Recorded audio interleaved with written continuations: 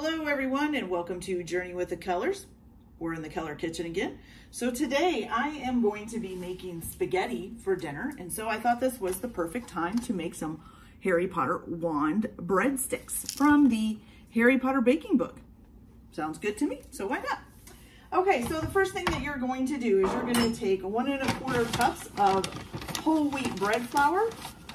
Now, mine isn't bread flour, it's all-purpose flour because I couldn't find whole wheat bread flour in the local market. So you can use all-purpose in the place of bread flour. It just might be just a little bit of not as chewy, so just so you know. Okay, so 1/4 cup of whole wheat bread flour, or in my case, just regular bread flour. Then you're gonna need 1 teaspoon of dried herbs. And I did not know that you can just buy something called mixed herbs, and that's what it asks for, is mixed herbs. So 1 teaspoon, correct? Yes, 1 teaspoon of mixed herbs. Okay, sprinkle them in. Okay, then you need a 1/4 of a teaspoon of dry yeast, just right here. And is it active? Yes, active dry yeast. So 1/4 of a teaspoon of active dry yeast. Sprinkle that in. Then 1 tablespoon of olive oil. Okay.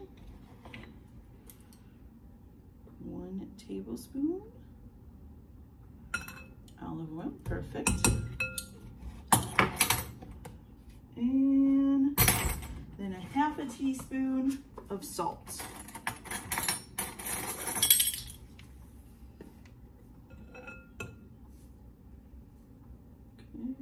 Half a teaspoon, perfect. And then you're just gonna add 1/3 cup of warm water into this, okay?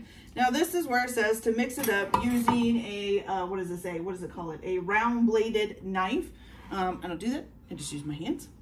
So you're gonna mix this up all nice and good until you get a nice bread dough, okay? And then if you are mixing it and it still feels a little bit dry, you can add a little bit more warm water to it. Okay, let's just get this mixed up good.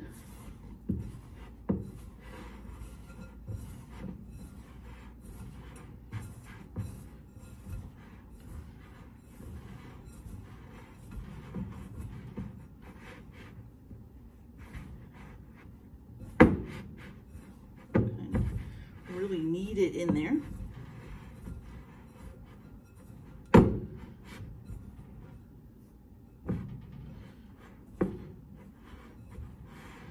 And a lot of these recipes in the Harry Potter book, it even has like ones listed for vegan and vegetarian. A lot of it uses whole wheat flour or non-dairy products or things like that. So it's got a lot of healthier recipes in it as well, which this one is a little bit.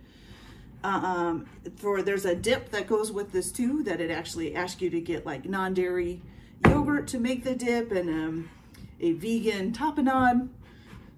All right, so I think we need just a little bit more water. Let's get that. Just gonna put a little bit more in, because it seems pretty flaky.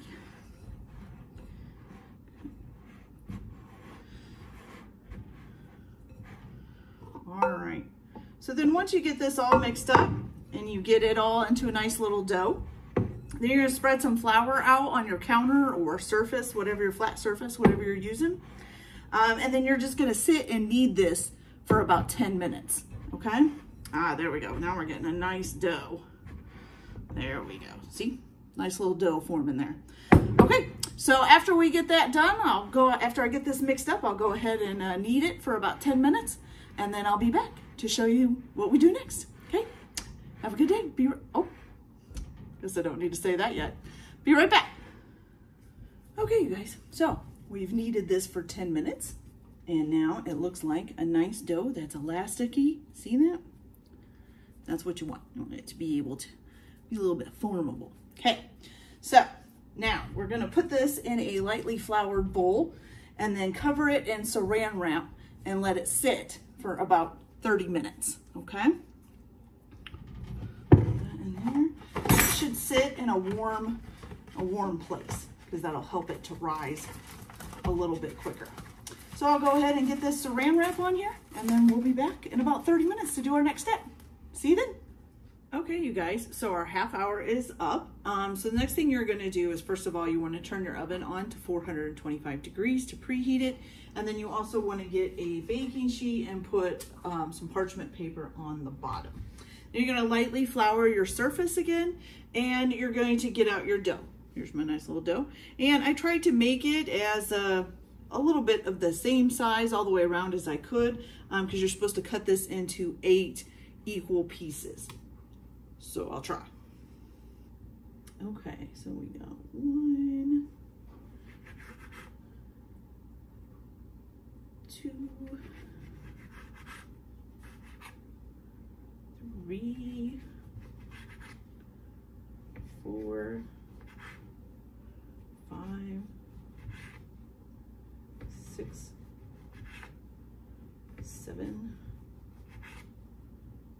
and well, 8 pieces, but I have a big chunk left over. So, and I think for this one over here, I'm gonna add a little bit more to it because this is just a little tiny piece. So we're just gonna add this one to it.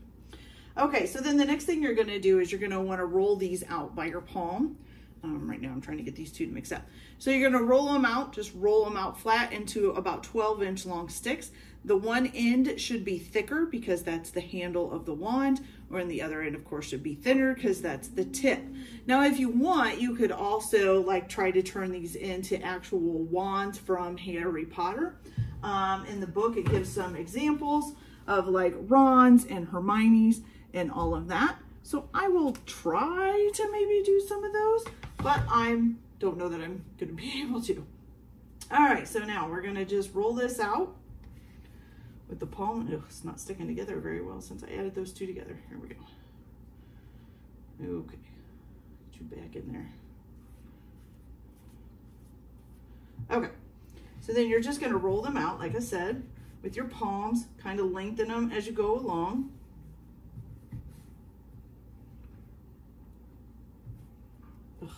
Okay, let's try one that's already together because that one's just not working. Okay, so you're just gonna roll them out. And like I said, you want to leave the one end a little bit thicker because that's supposed to be, you know, the handle of the wand, and the other end thinner so it can be the tip. Okay. And I kind of want to make a little indentation where the handle is.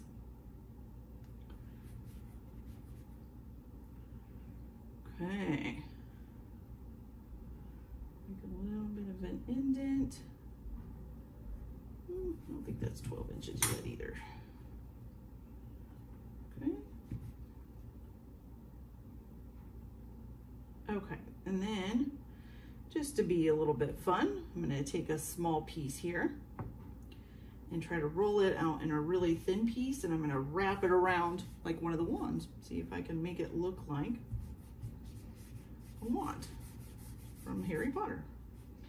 And this would be Dumbledore's wand that I'm trying to make here. I mean, my counter's slippery. It doesn't want to roll. It just wants to slide.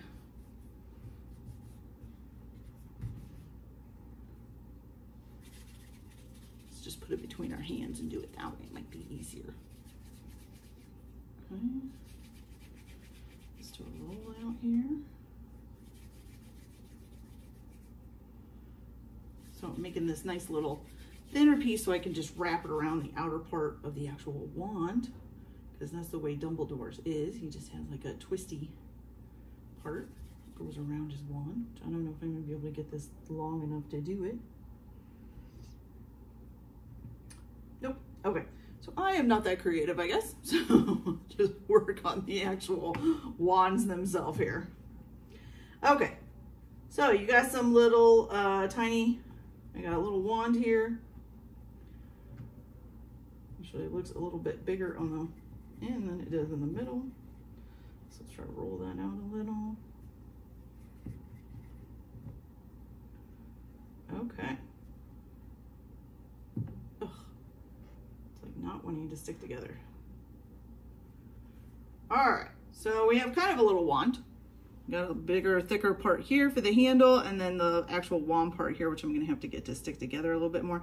This dough, I don't know, maybe I did something wrong, or maybe it's just because I use regular flour instead of bread flour. I don't know. Dough's a little bit brittle. It's kind of not sticking together right now.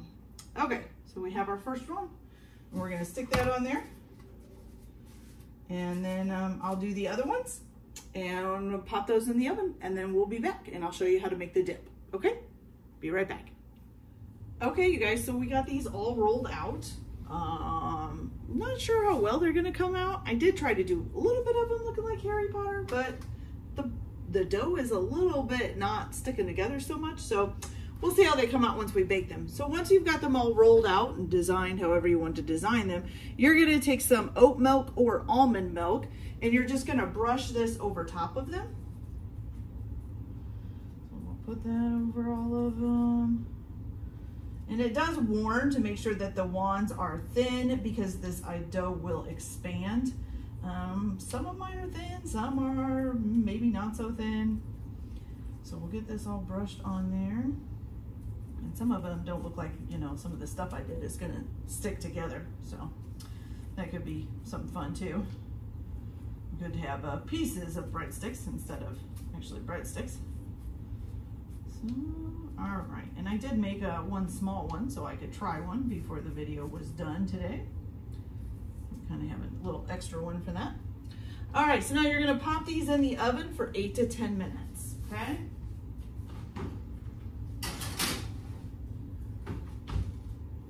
Timer here.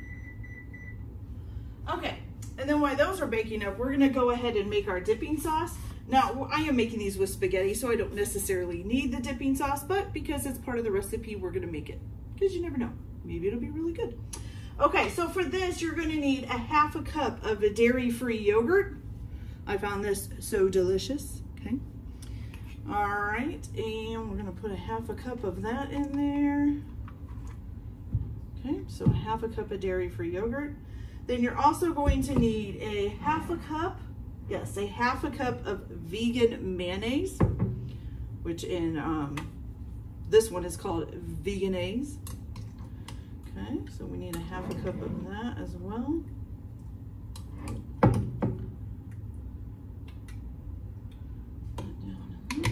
Looks like real mayonnaise. Never had vegan mayonnaise before, so I don't know what this tastes like. Okay, so we'll put that in there. All right, and then you're gonna beat these two together. So I'm just gonna use my spoon here and mix them up real good.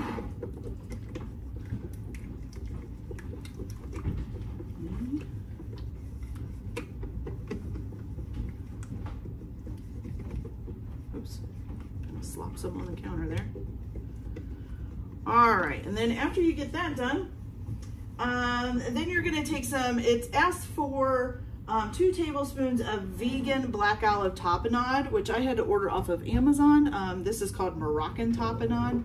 And then you're just gonna put 2 tablespoons of that in, and I think it says just to kind of swirl it. Yeah, so you're just gonna swirl it into the mayonnaise mixture. So we'll get 1 tablespoon and 2 tablespoons. Okay, and then just kind of swirl that into the mixture. Kind of looks like cookies and cream right now.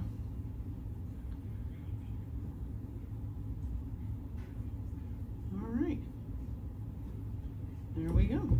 So you kind of get a nice little mixture like that.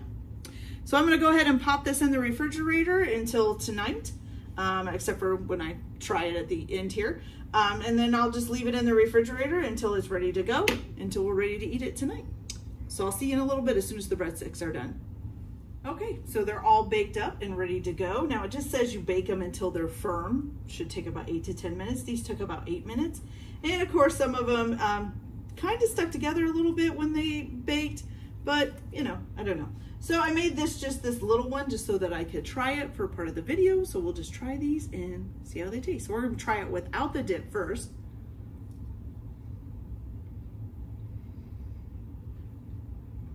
Okay, it's pretty good. Tastes like, kind of just like whole wheat breadsticks. Now, I'll tell you, I'm not a big person on whole wheat. This isn't bad. I can handle it. Now, let's try it with the dip.